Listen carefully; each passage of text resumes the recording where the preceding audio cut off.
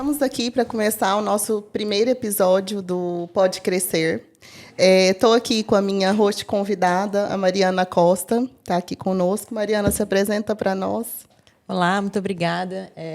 Eu sou uma arquiteta curiosa do mundo e, sobretudo, interessada em pessoas. Por isso, esse desafio é bastante interessante. Então, vamos a isso, não é? Bom, temos aqui o nosso convidado. Vamos falar hoje, o nosso episódio é sobre religiosidade nos tempos atuais. Padre Edgar, muito obrigada por aceitar o nosso convite de participar do nosso Pode Crescer. O Padre Edgar, ele tem sob seu comando 4 paróquias, não é isso? Exato. Em Lisboa, na zona de Alfama. Tenho o Castelo, Sim. Alfama e Moraria. Portanto, são ali 3 regiões, não é? Moraria tem 2 paróquias, depois há uma outra em Alfama e uma dentro do Castelo. Sim. Padre, como é que foi descoberto dentro de si essa vocação para ser padre? Porque tem que existir uma vocação para começar, não é? Como dizem os brasileiros, um chamado. Um chamado. Um chamado, não é? Um chamamento. É uma coisa complicada porque eu acho que Deus troca-nos sempre as voltas. Eu lembro-me que aos 14 anos a minha mãe dizia... Bom, eu gostava muito de ter um filho padre e eu lembro-me de estar ali com as minhas colegas da escola e de dizer, não, nem pensar, se queres um filho padre tens que arranjar outro, porque eu sou filho único, portanto... Sou filho único, portanto não... o único filho padre que ela podia ter era eu, não é? Pronto, e depois, passado uns anos, foi passado 2 ou 3 anos, foi o grande encontro em Portugal com o Papa João Paulo II, em que ele veio 10 anos depois do atentado, e foi a primeira vez que me começou aqui o bicho a morder e a dizer, e por que não? Não é? E por que não? E por que não? É curioso porque sempre tinha na minha cabeça, não é? Que fosse embora para longe.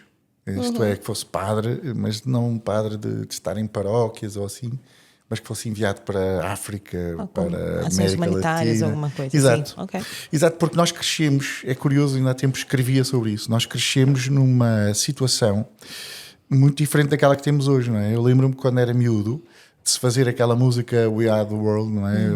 Aquela música feita pelo Michael Jackson para arrecadar dinheiro para os meninos que estavam a morrer na Etiópia e tudo mais. E, portanto, eram sentimentos que já nos colocavam desde pequeninos, não é? Dessa ação em que a gente dizia, quando crescer quero ajudar estes meninos na Etiópia, não é? Que é qualquer coisa que mudou hoje, não é? Portanto, hoje querem todos ser a Madonna e o... Não, hoje já ninguém quer ser a Madonna, não é? Querem ser a Lady Gaga, querem ser... enfim, é a desevolução. Eu penso que é um pouco isto, não é? Sim, porque... um pouco, perder o olhar pelo outro, não é? Parece que é uma queda de valores, né? Uma inversão que está a ver e isso assim, é muito complicado. Vamos ver. A minha mãe sempre esteve em casa. Era costureira. A minha mãe costurava em casa por medida e sempre tive esta coisa boa de ter os meus pais presentes, muito próximos, não é? Hoje em dia as mães saem às 8 da manhã de casa, levam os miúdos, vão a correr, não é? Depois vão buscá-los às 6 da tarde, dão-lhe banho. Bom, as referências deles já nem é propriamente o pai e a mãe, porque passaram mais tempo com a educadora, não é? Com os outros miúdos, do que com a sua própria mãe ou o seu próprio pai. Depois, ao fim de semana, como os pais têm que limpar a casa, têm que fazer uma série de coisas... estão cansados, mortos, né? Arranjam atividades extra, não é? Ginástica, natação e tudo mais. E, portanto, eu acho que as coisas mudaram muito. Claro que os miúdos agora têm outros valores, alguns melhores do que aqueles que tínhamos na minha altura, não é? Têm maior abertura, são mais... Mas pronto, mas isto para dizer que em relação à minha vocação, aquilo que eu pensava desde o princípio era sempre isto, era eu vou ser alguém que vai para... Então foi no caso de, pelo que eu estou percebendo, de perceber que existia outras pessoas que precisavam da sua ajuda. Exato. Ok. Exato. É curioso porque eu sempre achei que era muito egoísta, e ainda hoje sou muito egoísta, não é? Porque sou filho único, portanto não estou habituado a partilhar as coisas. Sei lá, partilhar os meus brinquedos. Como é que eu posso partilhar os meus brinquedos? Quer dizer, eu brinco comigo próprio, não é? Lembro-me de quais eram as minhas brincadeiras. As minhas brincadeiras era imitar aquilo que eu via. Não é? Lembro-me que tinha um boneco, parece do género daquele, o marido da Barbie. O Ken, não é? E que eu pedia à minha mãe. Eu via a minha mãe a cortar os tecidos para fazer. Depois eu pedia à minha mãe para cortar também, para eu fazer uma coisa, andava com agulhas e tudo mais, para tentar fazer. Mas, portanto, partilhar era uma coisa que para mim era. Mas a minha mãe diz que eu, desde pequenino, a primeira coisa que eu fazia quando vinham outros meninos lá à casa, ia buscar o meu pacote de bolachas ou uma coisa qualquer para poder dividir, não é? Dar, oferecer e tudo mais. Porque penso que também era isso que eu via. Quando alguém ia à minha casa, os meus pais iam logo buscar qualquer coisa para comerem, para beber, para não sei o quê. Portanto, vivo nesta tensão dentro de mim que é de ser um filho único, egoísta, com as suas próprias coisas, os seus domínios, e o desejo de estar com os outros, não é? Porque eu vejo que sou muito cão. Eu sou muito cão. Os cães marcam o território. Sim. Territorialista. E eu marco muito o meu território, o meu quarto, as minhas coisas. Sei lá... se me tiram as canetas ou os cadernos do sítio, eu fico com os cabelos em pé. Já tenho poucos, portanto... Isso, vejo algo em comum. Os arquitetos têm essa mania das canetas, né? Tem números Mari, também. e você também é filha única, né? Eu reconheço muitos elementos da sua fala, porque sendo filha única, a grande maioria do meu tempo, eu tenho 2 irmãos por parte de pai. Mas sendo filha única a maior parte do tempo, e da minha mãe, sobretudo, é um pouco isso. Sou bastante territorialista, mas tenho muito a questão da partilha, não é? Eu acho que é importante fazermos coisas pelos outros, mas as minhas coisinhas deixa ali. Aqui ninguém mexe, né? Exato, deixa ali. Há coisas que temos que fazer um esforço, não é? A gente percebe claramente que... sei lá, eu sou muito territorial com o dinheiro. E, portanto... Mas é importante. Sim, e, portanto, o meu dinheiro, não é? E quando dou a esmola, por exemplo, ali em Lisboa, basta verem um padre, são milhares de pobres que vêm ter, não é? E eu debato-me sempre no meu interior, não é? Penso assim, vais gastar isto em droga, vais gastar isto em bebida, vais...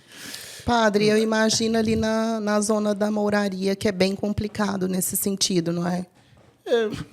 Agora já não há muitos moradores na região, não é? Sabes, eu acho que é mais complicado nos outros sítios, porque ali, nos outros sítios está tudo escondido.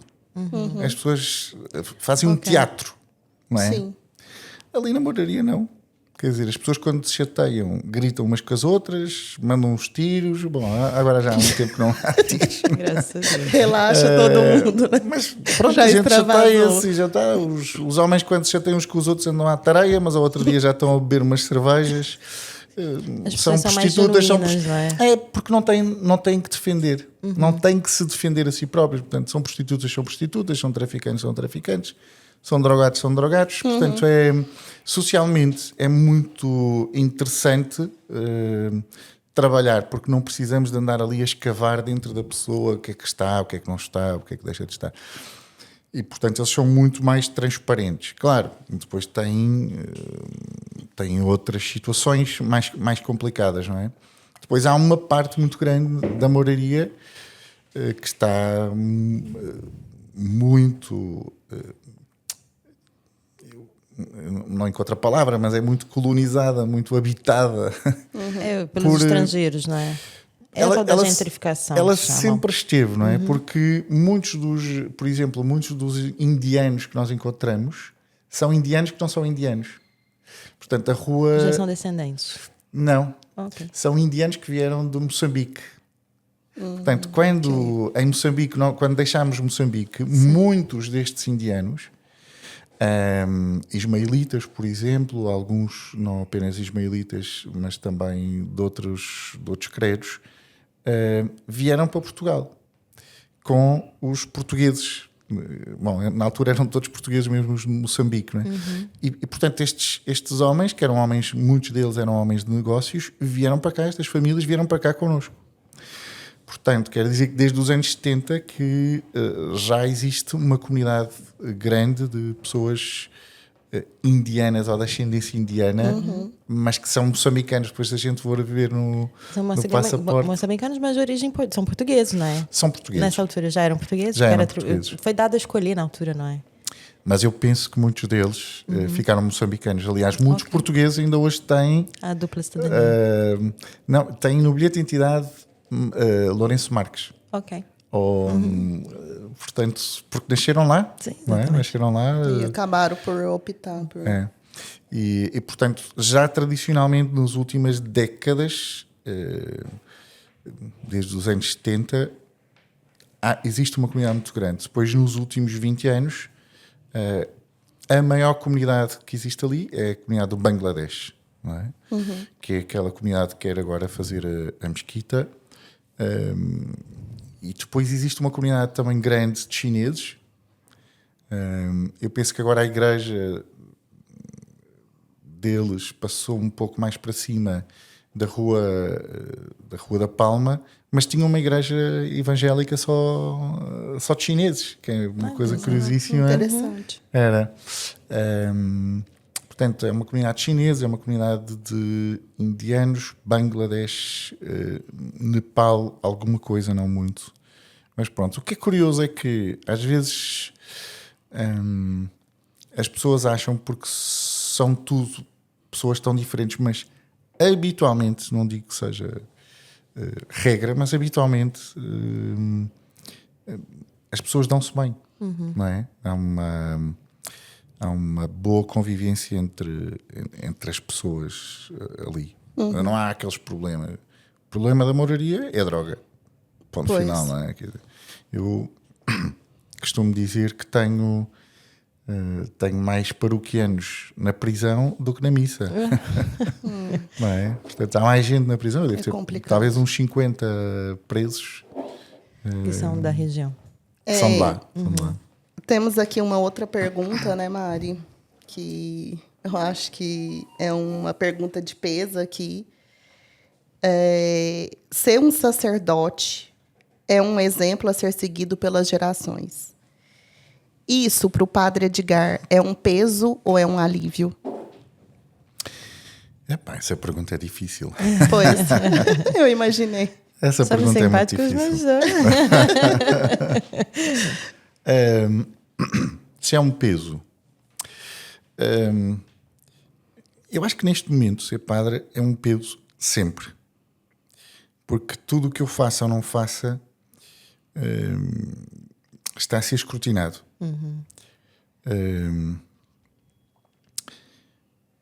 Nos filmes de cowboys, não é de cowboys, não, aqueles filmes americanos, não é, que vem o polícia e diz: o senhor está preso, tem o direito de estar calado, tudo o que disser será usado contra si.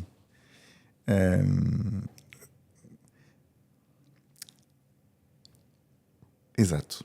Tem o direito de estar calado, tudo o que disser será usado contra si. E eu sinto um pouco que vivo nisto. Não é? Se digo é porque digo, se não digo é porque não digo. Depois tenho que estar a medir as coisas todas, porque penso sempre, e como é que eu sei que não está aqui eu fui jornalista há alguns anos, mas, como é que eu sei que não está aqui um jornalista a ouvir-me? Portanto, há uma autocensura muito grande, há uma pressão sobre nós próprios muito grande. Sei lá, quando vem alguém falar comigo e me apresenta casos de si próprio, daqueles casos mirabolantes, não é? Que a gente nem sequer imagina.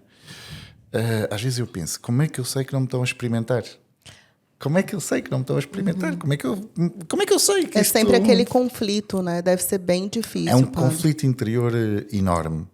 Porque já tenho tido colegas que fizeram isso, portanto, em que fingiram que se iam confessar para ouvir o que é que o padre, e gravaram, não é? O que é que o padre lhes dizia. É até maldoso, não é? Porque a gente entende que o momento da confissão é um momento até de entrega, não é? E entende-se até que quase existe, como diz com os médicos, né? A confidencialidade. Exatamente, obrigada. E nesse momento a pessoa depois expõe aquilo tudo para expor o padre. Isso é... Claro. Isso é uma falta de ética brutal. Porque, vamos ver, a pessoa vem falar com um padre no pressuposto que é sigiloso. Exatamente. Sim. Depois acontece o contrário. Exato. Que é o padre também faz boa fé daquilo que lhe estão a dizer. Sim. Não é? Bom, mas eu penso que isto seria com qualquer pessoa, não é? Quer dizer, com um gestor, com um psicólogo, com estar ali a gravar aquilo que se está a dizer, para já é um crime, mas pronto. Mas sinto muito este peso hoje em dia em que querem amordaçar a Igreja, querem amordaçar os cristãos, não é? Portanto, para mim teria muito mais vantagem ser muçulmano, ou ser hindu, ou ser, pronto, fazia-me de vítima, fazia não sei o quê, e já está, e depois, coitadinho de mim, já não... Hoje em dia, ser cristão é ser um tretas, não é? Porque é uma coisa que já passou, são conservadores, têm ideais do passado, e portanto é um peso, ao mesmo tempo, aquilo que eu sinto é um milagre. É um milagre. É um milagre suportar isso, né? Porque é um milagre a gente pensar que ainda hoje há rapazes que entregam a sua vida para servir os outros, não é? Que renunciam a ter uma mulher, que renunciam a uma vida familiar. E a gente diz, bem, mas isto já devia ter acabado há muito. Não, mas é um milagre. Ainda haver hoje rapazes que queiram fazer uma coisa destas, raparigas que queiram ir para o mosteiro e tudo mais, é um milagre. E eu acho que isto é uma coisa muito importante de se poder experimentar, não é? Porque hoje não há... nós achamos sempre que não é possível, não é? Mas é que os homens hoje pensam que tudo não é possível. Hoje em dia pensa-se nada é possível. Uma mulher estar casada durante 40 inteira, anos, sim. 50 anos, uma mulher aturar um marido durante 50 anos, é uma coisa horrorosa. Um marido aturar uma mulher durante 50 anos, meu Deus, que dor de cabeça, não é? Contém ironia, tá, pessoas? Antes que alguém diga qualquer coisa. Não desistam do casamento. Não, eu digo isto, eu explico-vos. Eu já sou padre há 24 anos, portanto já ouvi muitas coisas. Claro. Sim. Já ouvi muitas coisas. E todas as mulheres se queixam do mesmo. E todos os homens se queixam do mesmo. Todos os homens se queixam, a minha mulher fala demais. E eu ainda não cheguei a casa, ela já me telefonou, que horas chegas, o que é que vens, o que é que trazes, o que é que não trazes, não te esqueças, não sei o que, olha que o arroz já está no lume, olha que não. E quando chego, ela começa-me a contar o dia, de manhã saí, não. É a cota de palavras que há no dia. Normal da todos mulher, os maridos dizem a mesma coisa sobre as mulheres. E todas as mulheres dizem a mesma coisa sobre os maridos. Sabem o que é? Eu acho que o meu marido é surdo. Eu digo as coisas 1, 2, 3, 4, 5 vezes e ele diz-me, nunca me tinhas dito isso. Já te disse mais de 5 Olha vezes. Que eu tenho a mesma sensação, viu, padre? Todos os homens, não é? Eu às vezes quando as mulheres estão ali furiosas, não é? Eu digo assim, tenho uma boa notícia para te dar. Então, padre, estás casada com um homem. Isso quer dizer que estás casada. Todos os homens são surdos. Está descansado, todos. Estás casada com um homem. É bom pra gente aprender, né, E às Mari? vezes, e às vezes eu costumo brincar, não é? Quando dizem, eu acho que os padres deviam casar. E agora já sei, estou numa altura em que ninguém quer casar. Querem que os padres casem? Então vocês não querem casar e querem que os padres casem? Querem que a gente faça isso? O que vocês querem é que a gente sofra tanto como vocês sofrem a aturar as mulheres. Nunca na vida, já há 24 anos, a ouvir os homens a dizer, não é? Bom, mas isto é uma brincadeira. Isso, na verdade, é um desafio, né, entre as relações humanas, né? Principalmente dos gêneros, né? Porque sim. o homem tem ali... E não só, né? Pronto, tem o seu perfil, né, específico de homem, e a mulher também, Claro. a mesma coisa. Então, eu acredito que é mesmo um desafio da relação humana. Deus Nosso Senhor, quando criou o homem e a mulher, teve muito humor. Porque juntar dois bichos tão diferentes um do outro para fazer uma família é preciso ter muito humor, não é? Porque é difícil. É difícil. Quer dizer, eu não moro com nenhuma mulher, mas moro com outros padres ou com...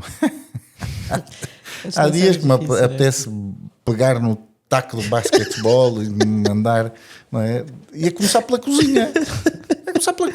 Eu às vezes quero ir buscar o descascador de batatas. Onde está o descascador de batatas? E eu começo logo aos gritos. Devia de ser proibido viverem duas pessoas na mesma casa.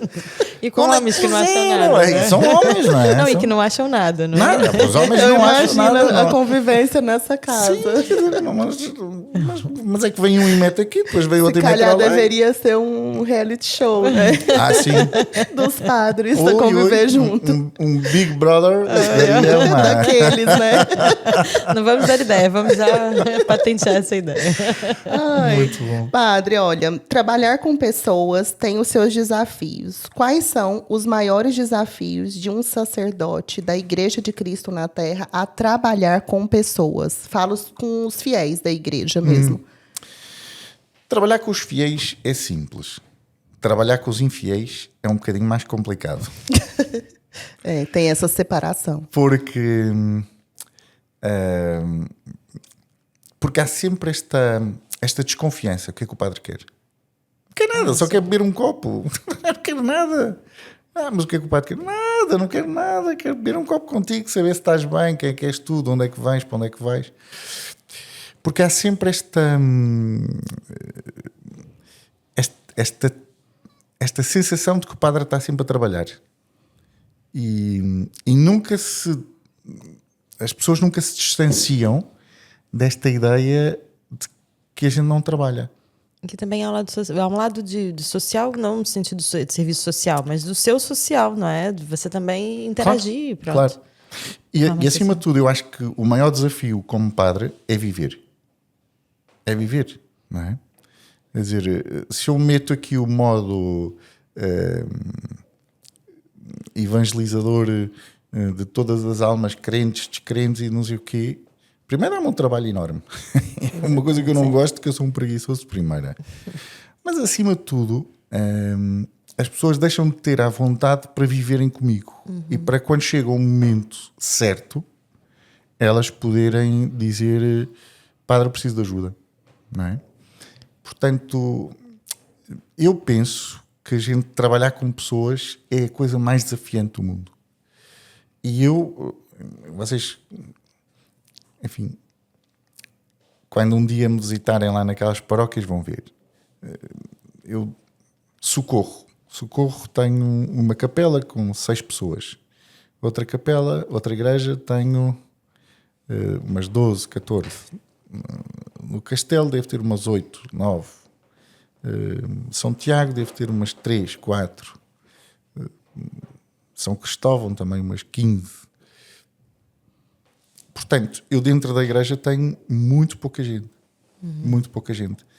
Principalmente porque a maioria das pessoas se foi embora. Não é? As pessoas deixaram de viver ali.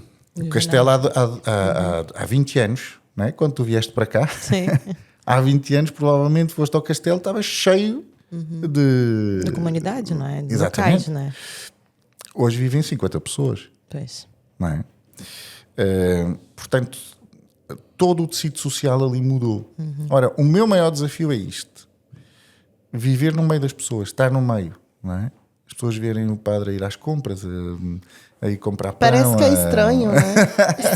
Olha, o padre, padre, te vejo na missa, né? Eu fiquei pensando um pouco sobre isso. Na verdade, o escolher ser padre também escolher é uma função que nunca se descola, não é? Exato. Portanto, a todo tempo é padre, não é uma pessoa, não se descola desse trabalho. Eu sou arquiteta, mas fora dos meus desenhos eu sou outra coisa, não é? E aqui é quase um pouco isso, não é? E sabes que eu gosto muito de brincar. E, portanto, de meter os outros no ridículo é o melhor do mundo. Não é? E eu nunca sei que sou padre. não é? Porquê? Porque eu não olho para mim. Exato. Eu não estou a olhar para mim, mas os outros é que estão a olhar para mim. Portanto, eu nunca... Lembra-me lá eu que estou que estou vestido de padre, não é? Portanto, estou sempre vestido de padre. Mas os outros fazem-me lembrar. Sei lá, agora em Lisboa há muitas esplanadas e vou a passar de um lado para o outro e eu vejo sempre isto. A pessoa que está a olhar para mim baixa a cabeça lá na esplanada e diz ao marido ou diz à mulher: vem um padre. E o outro faz assim, começa a virar a cabeça para trás para ver. E eu faço sempre... Tipo, E eu eu tô aqui, né? Eu vi. Eu vi. Pronto, porque precisamos... É a tal questão que nós... Ou vivemos naturalmente no meio das pessoas do século XXI ou então ficaremos entre o céu e a terra ali numa fase intermédia. Há uma coisa engraçada que eu tive com um amigo meu, o Gabriele, ele é de Palermo, e um dia estávamos na praia em Palermo, e depois eu, enfim, lá estava a brincar e a fazer as minhas parvoíces. E depois eu dizia, epá, o que é que as pessoas vão pensar um padre a fazer aqui estas coisas todas? E ele disse-me, mas ninguém sabe que és padre. E eu, é verdade. Eu estou só com calções. Relaxado, né? Estou só com calções.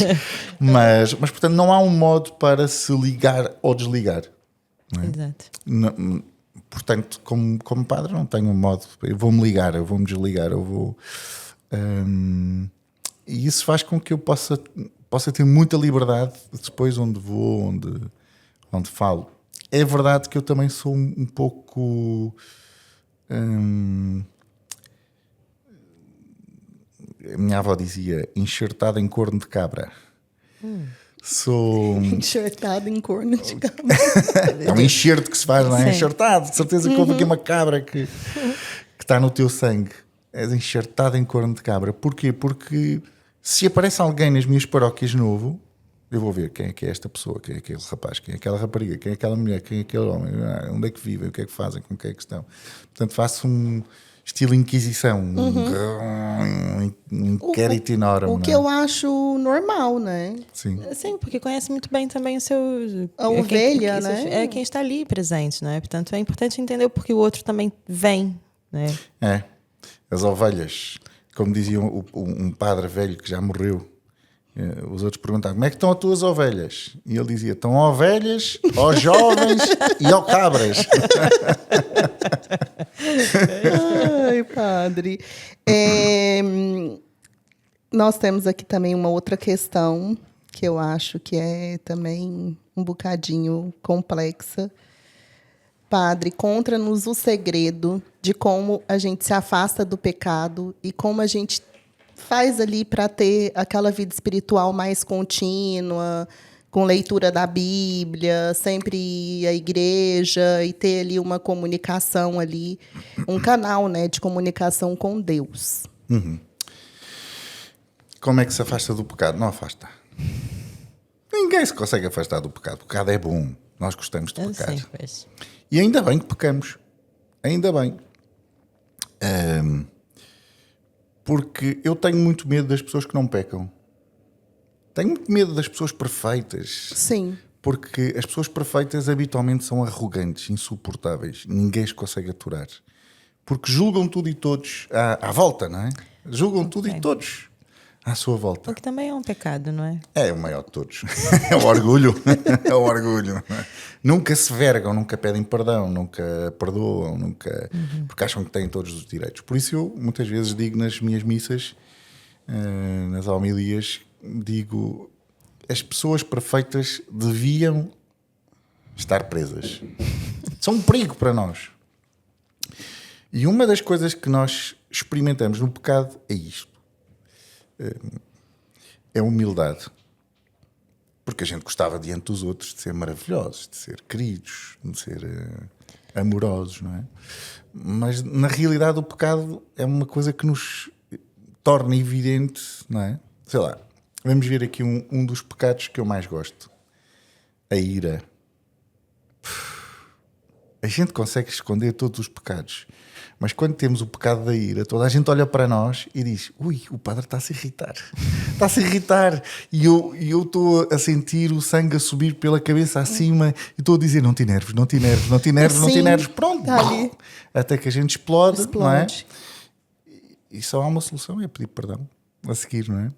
Portanto, respondendo objetivamente, eu não acho que a gente tenha que pecar. O pecado é que não nos larga, não é? Como diz São Paulo, temos um espinho cravado na carne, sim, não é? É curioso porque São Paulo diz: 3 vezes pedi ao Senhor para me o tirar e 3 vezes ele me disse: basta-te a minha graça.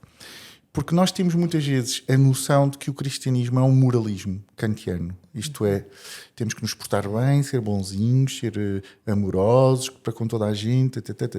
Ora, isto é um moralismo. Isto eu peço a um maçom. Os maçónicos são gente perfeita, moralmente superior, têm os seus graus para subir. Nós não. Nós temos os graus para descer. É o contrário. Claro, porque a gente pensa que quando aparece o pecado, aparece sempre Deus, não é? E portanto, quando eu experimento o meu pecado, só tenho uma solução: ou fico com sentimentos de culpa para mim, porque é que eu fiz isto, porque é que não sei o quê, ou rezo e digo: olha, ajuda-me, quer dizer, eu sou um malandro, sou isto, sou aquilo. E é muito importante que a gente olhe para o cristianismo não como um moralismo, mas como uma boa notícia, como uma experiência de libertação, não é? Porque a Escritura sempre anunciou, no Antigo Testamento, sempre anunciou que havia de vir um Messias que havia de libertar o seu povo. Ora, a experiência da libertação é esta, é a do Messias, é Ele que nos liberta, não somos nós que fazemos um conjunto de coisas de graus que vamos subindo, não sei das coisas. Porque um dia a gente sobe, mas logo no dia seguinte desce e cai por aqui ao ar e já está. Portanto, a melhor maneira que nós temos, primeiro, é fazer como aos bêbados. Nenhum bêbado se pode recuperar se não admitir que é bêbado. Exato. E nenhum pecador se pode recuperar a não ser que admita que é pecador. Que tenha a humildade de admitir. Exato. Em Israel, em Belém, a igreja da Natividade, onde Jesus nasceu, a porta tem 2 portas e as 2 portas devem ter 1,20 m, 1,30 m. E ninguém entra dentro da Basílica da Natividade de pé. Todo mundo tem que baixar. Todos temos que baixar a cabeça. E por cima está dito assim: aqui o verbo de Deus se abaixou. Aqui o verbo de Deus se abaixou. O que nos falta mesmo não é fugirmos do pecado. O que nos falta é humildade. Humildade para admitir, não é? É humildade, não é? Quando o marido e a mulher se chateiam, pronto, é normal a gente chatear-se, não é? Não, já está. Marido e mulher, as vizinhas, os vizinhos. O problema é que depois nós ficamos fechados e dizemos assim: eu é que tenho razão. Eu é que tenho razão. Depois o marido diz: eu é que tenho razão. Sim, uma intransigência que não faz sentido, não é? Porque ninguém vai conseguir chegar num bom porto se não assumir que também, vamos lá, vamos entender, não é? E repara, às vezes nós temos que decidir isto entre ter razão e ser feliz. Exatamente. Ter razão ou ser feliz. É evidente que o pecado, uma das coisas que nos faz em nós é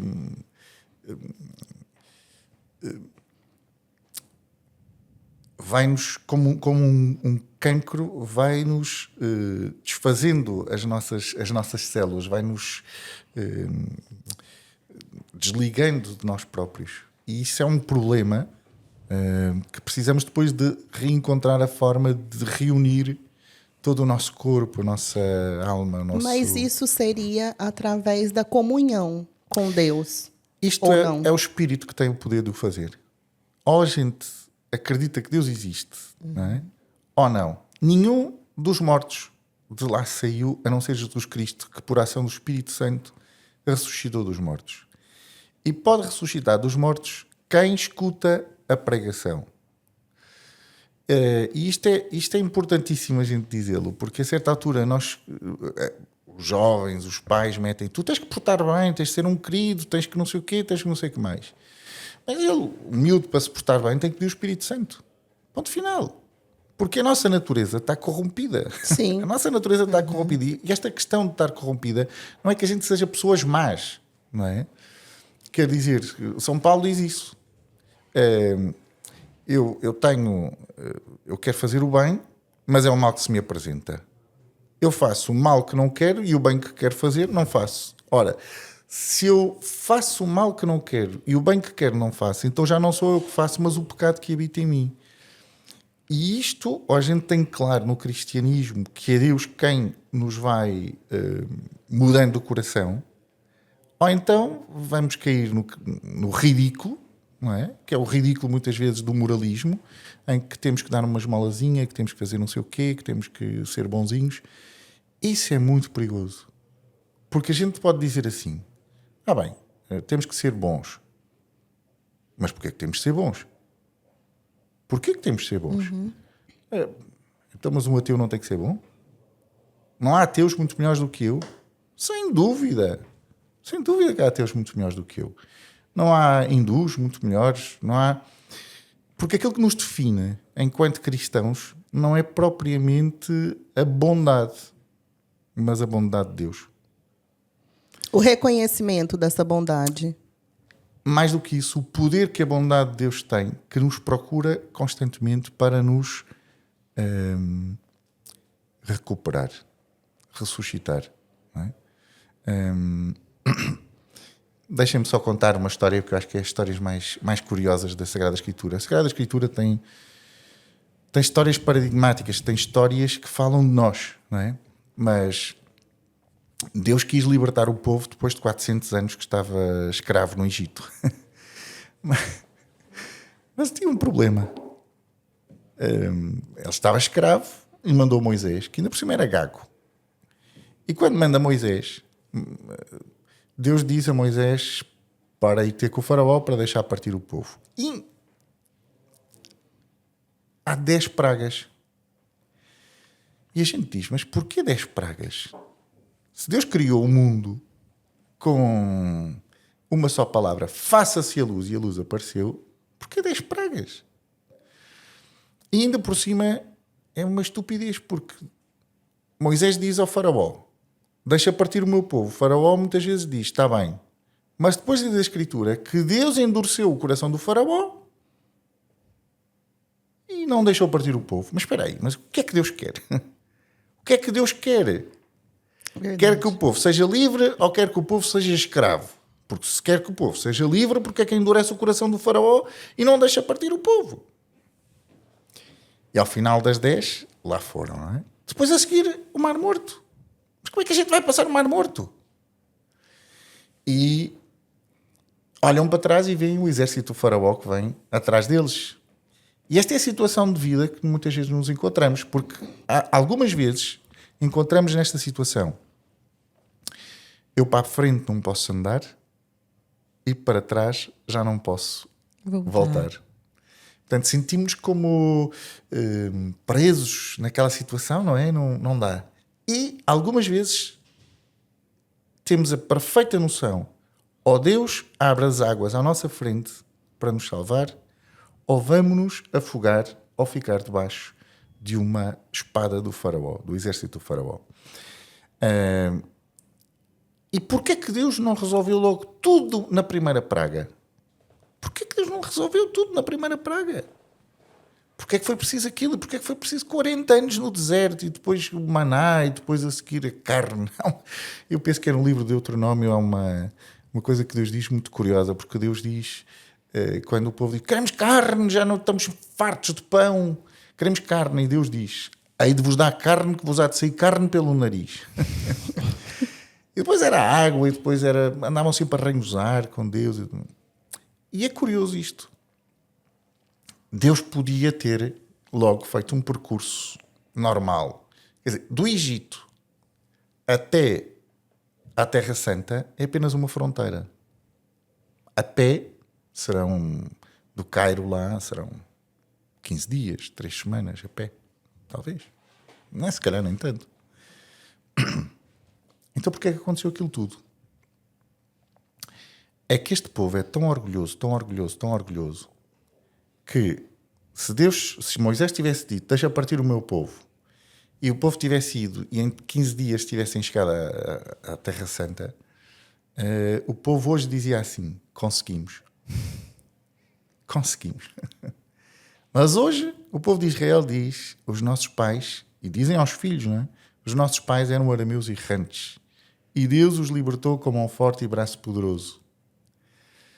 Estávamos escravos debaixo do faraó e Deus os libertou com mão forte e braço poderoso. E isto é muito importante porque daqui a 20 anos, 30 anos, vocês vão ter netinhos, netinhas, bisnetos e vão dizer: a avózinha, quando era pequenininha, quando era nova, era escrava e Deus libertou-a.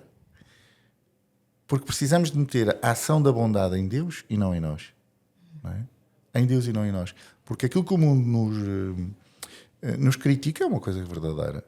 É que nós impomos fardos, como diz, em cima dos outros, que nós próprios não queremos levar com o dedo.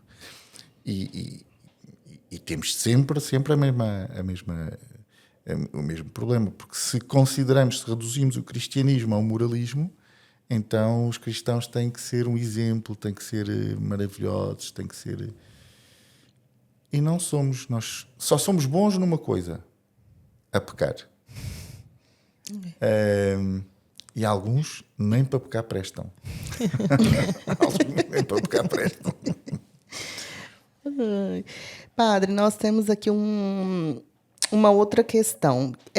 Hoje em dia, para os jovens sentir essa vocação e atrair esses jovens para vir para a área do serviço, né? Ser um padre, tem sido um desafio hoje na igreja? Não tão jovens assim também. Como é que você consegue, numa vida do dia a dia,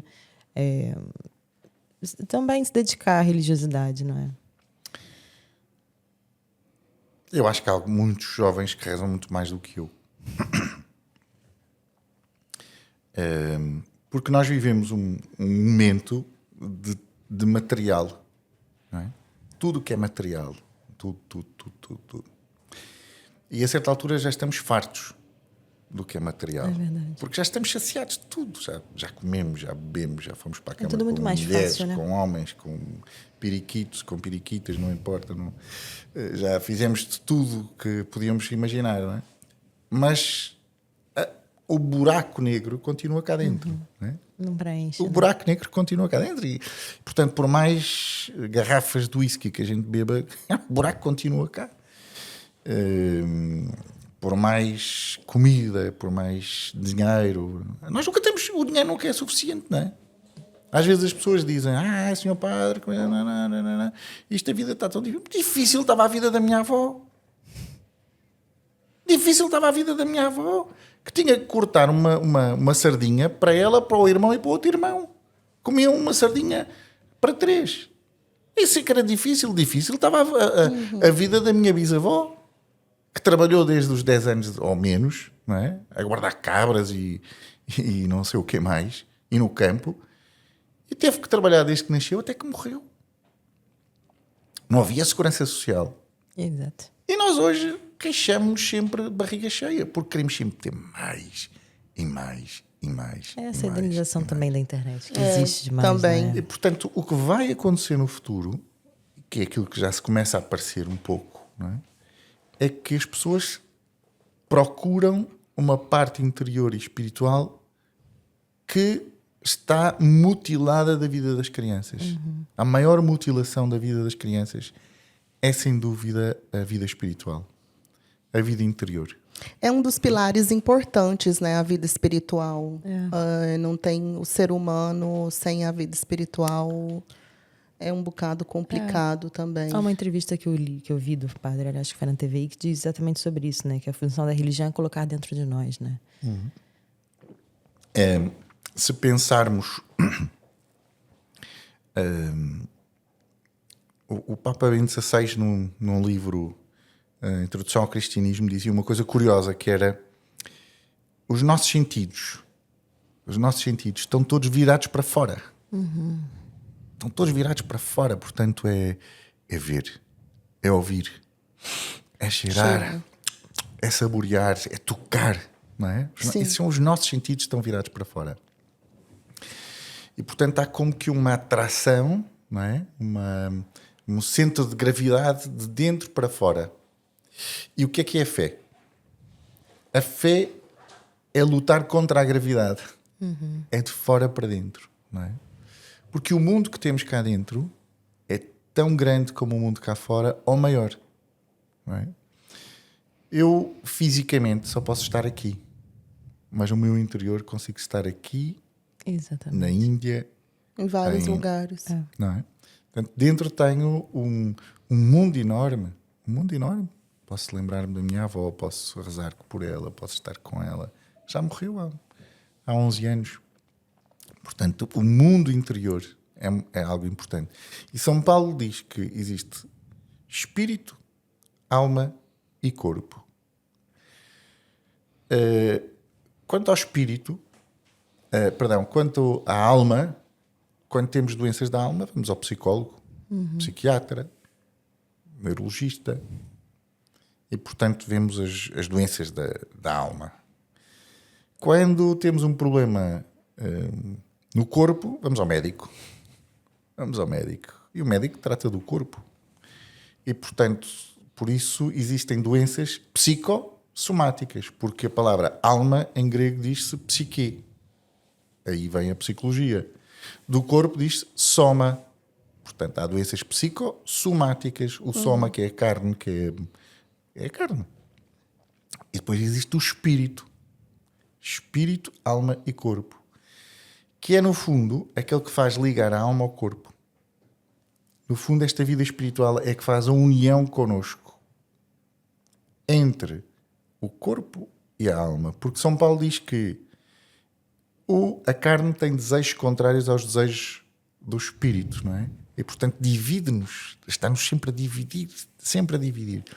E, no fundo, a vida espiritual o que nos faz é termos uma vida una, não é? Nós nunca estamos satisfeitos. E é possível uma coisa. É possível que tu possas viver tranquilo e feliz no meio do sofrimento. Quer dizer, é possível hoje termos um cancro e estarmos em paz.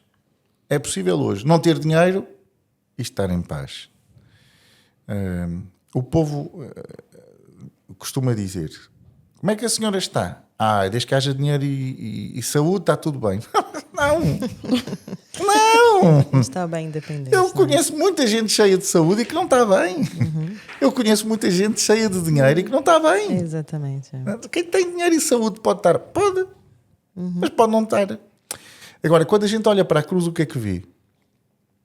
É que Jesus está-nos a dizer uma coisa muito importante. É possível sofrer e ter paz. No meio do sofrimento, ter paz. Não é? Se tivermos o Espírito de Cristo. Não é? E essa é a coisa mais importante para nós. É sabermos como é que podemos viver a nossa vida com sabedoria. Não é? Caso contrário, vivemos sempre divididos, sempre com uma vida dúbia, dupla. E aquela falta de paz, né? Com a falta de paz? Sim, é aquele buraco negro que a pouco referiu, não é? Nunca será preenchido. Não é? Que eu às vezes chamo o buraco do Osório. Que tem ali sempre a pessoa. Cá dentro, não é? Bom, Mari, você tinha aí umas questões em relação à na angariação de fundos. Na verdade, fiquei muito curiosa pelos seus projetos, não é? Porque uma das questões das pesquisas que nós fizemos, o padre toma conta de igrejas dentro do centro histórico, né, da cidade de Lisboa. Portanto, eu como arquiteta tenho logo essa visão. São elementos importantes que contam a história da arquitetura também. Portanto, são edifícios que são patrimônio. E eu achei muito interessante, ou até pouco interessante, na verdade, que quando é preciso fazer as reformas dessas igrejas, o dinheiro não é público. É preciso uma angariação de quem toma conta das igrejas. No caso, o padre toma conta de 4. Portanto, tem ali um trabalho bastante... 9, eu tenho 9 igrejas. Tenho 4 paróquias, mas tenho 9 igrejas. Portanto, ainda é um trabalho bastante mais complexo, não é? Que é angariar fundos para fazer um trabalho de recuperação de igrejas que são patrimônio e que tem que ter uma intervenção muito mais cuidada, não é? Aí a minha pergunta vem um pouco disso. Tem que ser muito criativo, né, padre? Eu tenho uma sorte, para além da criatividade da cabeça, que estou sempre aqui a pensar como dizer as coisas de maneira diferente no mundo contemporâneo. Estudei jornalismo, trabalhei em jornalismo e, portanto, há uma coisa que eu sei, é que um cão que ladra não é notícia. Então nós temos que pôr sempre um cão que faz miau. Temos que meter um cão a fazer miau. Porque se pusermos um cão a fazer miau, toda a gente vem ver o cão a fazer miau. Agora, sim. o cão que faz a mão, não dá. Isso Não. é normal. Portanto, eu muitas vezes olho para as coisas que tenho e digo ali, como é que eu vou pôr isto a fazer miau? Como é que eu vou fazer isto a fazer miau? Que no fundo é uma situação ridícula. Porque a sociedade contemporânea só gosta do ridículo. A sociedade contemporânea só gosta do ridículo, só gosta de coisas, enfim. Não vulgar, né? Vamos chamar assim. Pronto, quer dizer, eu sabia, quando fiz o projeto do castelo, eu sabia perfeitamente que se fizesse uma cerveja, sairia nas notícias todas. Com certeza. O padre que faz uma cerveja. Mas porque somos muito burros. Muito boa estratégia, né? Mas, inclusive, as cervejas foram criadas por padres. Temos aqui um padre estrategista. Por frades. As cervejas foram criadas por padres, né? Na Alemanha é frequentíssimo veres ao final do dia as pessoas virem um bocado tortas das abadias porque foram beber as cervejas que os irmãos fizeram. Não é? Em Inglaterra, algumas abadias, em França há algumas, não é? A Trapa e muitas outras. E aqui em Portugal não é nada comum, não é? Aqui é muito pouco comum, Sim. porque em 1834 tivemos uns homens maravilhosos na política que mandaram os religiosos todos embora. Mandaram tudo o que é frades e freiras, mandou-os todos embora. E como precisavam de dinheiro, ficaram com todos os bens dos frades e das freiras, não é? E portanto não temos nenhum mosteiro. Nós temos um mosteiro neste momento que foi recuperado, a comunidade voltou depois de 1910 perto de Braga, não é? Porque de resto não temos. Quer dizer, se não temos frades, nós temos os doces conventuais. Exato. Não é? Mas porque as pessoas ficaram com as receitas. E não só porque as freiras podiam ficar no seu mosteiro até à morte da última freira. Ok. Portanto, era uma política feminista. Os homens tiveram todos que ir embora dos mosteiros. Ficaram vazios. Houve sítios em que o governo se lixou porque houve freiras que nunca mais morriam. E houve freiras que só morreram no princípio do século XX e, portanto, nunca mais tomavam posse daqueles mosteiros. Se pensares, sei lá, o Hospital São José era um convento, o Hospital dos Capuchos era um convento, o Hospital de São Lázaro era um convento, o Hospital de Santa Marta era um convento. E posso continuar por aí afora, não é? Portanto, eles roubaram-nos tudo. E já está, e fizeram bem, porque a gente tem que ser pobres, não é? Mas na realidade há determinadas coisas que existem noutras culturas que não existem em Portugal porque fomos mutilados. No século XVIII, ali antes do terremoto, o Marquês de Pombal mandou os jesuítas embora, menos de 100 anos depois mandou todos os religiosos embora, e menos de 100 anos depois, em 1910, fez a separação entre a Igreja e o Estado e roubou-nos uma data de coisas. Agora, sendo objetivo, não é? Sempre que eu faço alguma coisa, tenho como objetivo isto: encontrar financiamento para os problemas físicos que tenho. Mas tem que ter sempre uma coisa presente na minha cabeça: o dinheiro é o esterco do demónio. Muito facilmente eu me ponho a fazer atividades para ter dinheiro, e me vou esquecer das pessoas. Portanto, eu não posso apenas angariar dinheiro para recuperar igrejas. Porque daqui a 10 anos se agora tenho 3, 4, 5, daqui a 10 anos não vou ter nenhuma. Portanto, a minha prioridade no dinheiro é recuperar as igrejas, é abrir as igrejas para que as pessoas possam respirar um pouco da correria e ajudar as pessoas. Portanto, eu acho que é evidente que aquilo que aparece mais é sempre que faço coisas estúpidas para arranjar coisas bonitas.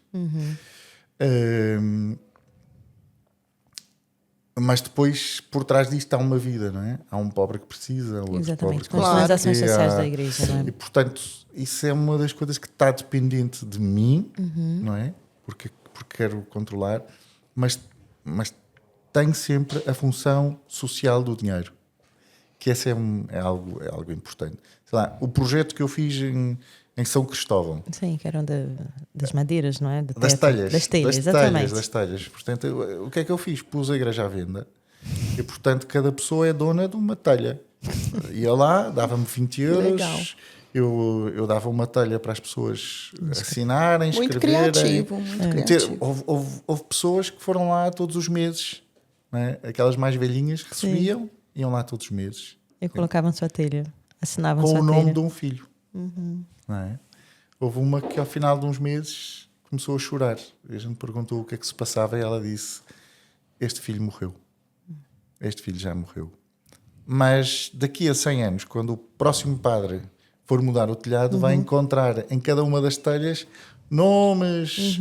Houve um artista que me pediu para levar a telha para casa. Disse: ok, podes levar. Claro que sim, eu quero é os 20 euros. Exato. Não. Tem uma simbologia, uma calhava leva. Existe uma história curiosa no Cristo Redentor do Rio, que dos construtores que fizeram, não é? Que ajudaram a construir aquele monumento, tem cartas das pessoas. Portanto, agora, 75 anos depois, ou não sei quantos anos já tem, perdoem-me, mas encontraram aqueles elementos das pessoas que construíram. Portanto, tem lá dedicados à família e tudo isso. Portanto, é um pouco isso, né? Claro, daqui a 100 anos vamos encontrar aqueles Este testemunhos. Este né? que levou a telha, depois trouxe uma telha e era um artista, pintou a sua própria cara na telha. Portanto, daqui a 100 anos vai haver um problema, porque vão dizer: provavelmente esta era a cara do padre. Mas não, é aquele artista que eu não sei, eu acho que ele é de Sintra. Mas tínhamos histórias incríveis. Portanto, todos estes projetos, não é, de pôr um cão a fazer miau, têm em vista uma coisa muito importante, que é recuperar a beleza. Porque nós somos atraídos pela beleza. Sem dúvida. Sim. Não é? A beleza não quer dizer juventude. Apesar que a gente associa sempre a beleza à juventude, não é? Você ver uma rapariga bonita, ver um rapaz bonito, uma coisa maravilhosa, não é? Pronto, quando a gente chega a velhos, depois já ninguém quer olhar para nós, não é? Já ninguém quer. Mas, enfim, vocês já são muito novas. Eu lembro-me a atração que nós tínhamos pela Madre Teresa de Calcutá, não é? Que estava no meio da Índia, e que iam buscar as pessoas à rua, que lhes davam de comer, que as traziam para casa, que curavam as suas feridas e tudo mais. E porquê?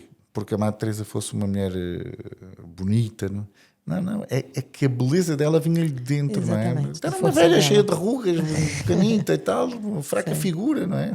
Nenhuma revista da Vanity Fair, uma coisa assim, queria alguma vez meter a Madre Teresa na capa. Padre, para a gente concluir aqui o nosso episódio, qual que seria o conselho que você daria para a nossa audiência para se aproximar mais de Deus? Vocês só fazem perguntas difíceis, não é? Exato. Parecemos simpáticos, não é? Eu acho que a melhor coisa para nos aproximarmos de Deus é aproximarmos de nós. De nós mesmos. De nós mesmos, da nossa vida. E de percebermos do que é que nós precisamos, não é? Do que é que nos pode saciar, do que é que nos pode trazer a paz, o que é que nos pode trazer tranquilidade. Não quer dizer que nos possa tirar os sofrimentos, porque os sofrimentos são como as doenças, não é? Quer dizer, Deus pode-me curar uma doença? Pode. Pode curar, e já curou muitas, já vi muitas, não é? Mas a seguir a curar aquela doença vai-me aparecer um furunco no nariz, vai-me aparecer uma unha encravada, vai-me aparecer, fico Os coxo. desafios da vida, não é? Vai surgir sempre. Portanto, acaba um problema, mas começou Vem outro. outros. Mas há um problema que nós precisamos de curar de uma vez para sempre, que é o problema do coração. Sim, é esse tal buraco, né, que a gente Este falou buraco aqui. do coração, nós precisamos de o preencher. E se nós olhamos para dentro de nós e percebemos o que é que me falta, não é? Então podemos nos aproximar de Deus e dizer, olha para mim, não é? Olha para mim, eu preciso aqui, não é? Eu estou furioso com o meu patrão, tenho aqui um problema, estou sempre irritado, estou sempre... O dinheiro compra muita coisa. Muita coisa. Eu gosto muito de dinheiro. Toda a gente gosta Toda a muito de gente, dinheiro. né? Na verdade. Toda. É um necessário, facilitador, né? É necessário. E eu acho que é um facilitador, mas... Como diz Jesus, fazei amigos com o vil dinheiro. E gosto muito de dinheiro. Mas o dinheiro é uma coisa que não compra. Até pode comprar amor. Não é? Há mulheres que casam com os maridos Por interesse, né? não é? Não é propriamente por interesse. Há mulheres que casam com ricos, ou rapazes que casam com ricas por amor, não é? Sabes, havia um padre que estava a perguntar num casamento, o senhor vai casar com ela por amor ou por interesse? Por amor, que o interesse não tenho nenhum. Por amor, que o interesse não tenho nenhum. Faz sentido. Mas o amor até se pode comprar, não é? Mas a paz não. Exatamente. A paz é a única coisa que não se pode comprar. Não é a paz da Ucrânia ou da Palestina. É a paz aqui, interior, né? A maior guerra que nós temos hoje em dia é a guerra interior. Se nós pensarmos que em Espanha a maior taxa de morte de jovens é o suicídio, mais do que aqueles que morrem de acidentes de automóvel e de mota, não é? Já dizemos, chegou uma altura em que a gente já nem vive cá estar. Quer dizer, a vida deixou de fazer sentido para nós.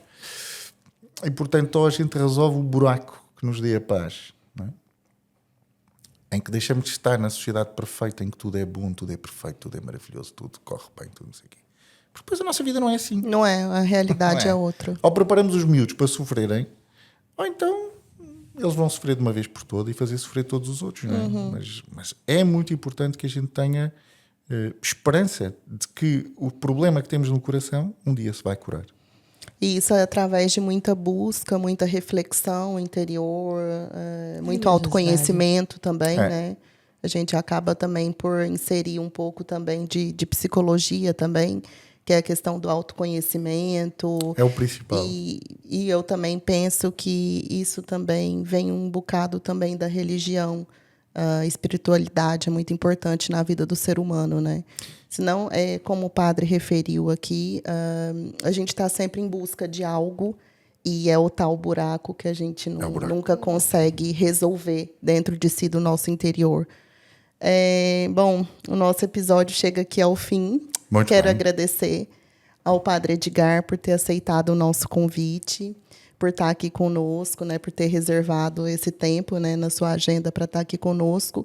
E também referir que o padre vai estar na RTP na próxima semana, 1 de novembro. E vai ao ar no dia... Não, eu vou quarta-feira e depois é 1 de novembro à tarde. Sai no ar, ok, pronto. E já temos novo lote de cerveja, não é? Já vem um novo lote de cerveja. Depois, a seguir, estou a preparar uns biscoitos de alfazema. A seguir aos biscoitos de alfazema vai sair também uns dragões, não é? Porque o castelo é Castelo São Jorge e, portanto, o São Jorge está ali a vencer o dragão. Exatamente, sim. Então, mandei fazer uns dragões às senhoras em tecido, não é? Para as crianças perceberem a história. Qual história é esta do São Jorge? Porque é que é preciso combater o dragão e tudo mais. E pronto, e depois vai haver muitas outras coisas nestas... Tenho que lá visitar. Sim, nós vamos visitar e também contribuir também com a igreja também. Muito bem. É muito importante também. É um prazer. Padre, mais uma vez, muito obrigada. Muito obrigada. Agradeço por você estar aqui conosco. Obrigado.